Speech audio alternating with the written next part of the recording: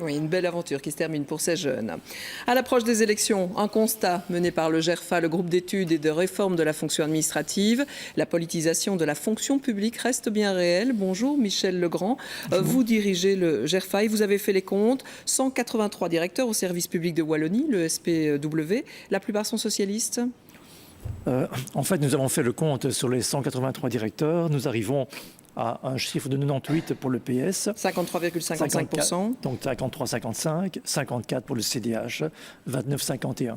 Donc nous arrivons à un score qui dépasse les 80%, donc qui atteint les 84% pour les directeurs. Alors vous constatez ou vous dénoncez ? Nous dénonçons évidemment, dans un état moderne, ce système de comptage ne pourrait pas se faire. Si nous étions dans les pays nordiques, nous aurions un autre type de fonction publique. Nous sommes toujours dans un type de fonction publique extrêmement archaïque, où finalement le poids des partis et le poids du clientélisme est tout à fait démesuré.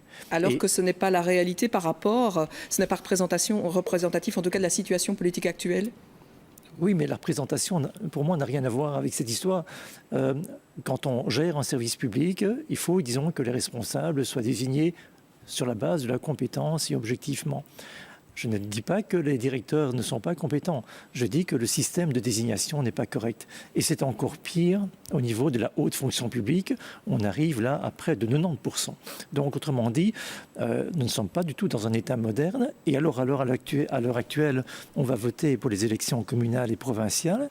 On ne met même pas en question, en fait, tout ce qui se passe dans les communes et provinces, où là, le clientélisme est encore plus important. Et il ne faut pas oublier que le personnel de la fonction publique communale et provinciale représente pratiquement 50% du budget. Et c'est un débat qui est complètement éludé, comme si ça allait de soi que le clientélisme soit permanent. Ce n'est pas la première fois qu'on en parle et certains partis disent non, ça a changé, notamment au niveau du service public wallon.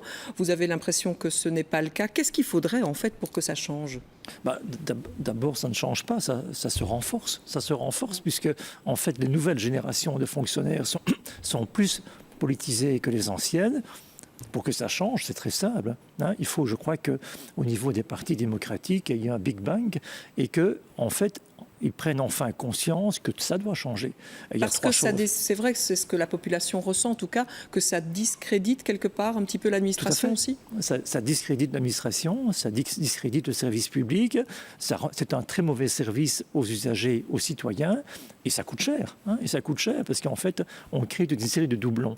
Donc en fait, il y a toute une série de choses à faire. Bon, il y a d'une part l'école d'administration à créer, et là, Monsieur Nollet va dans la bonne direction, mais il n'y a pas que ça.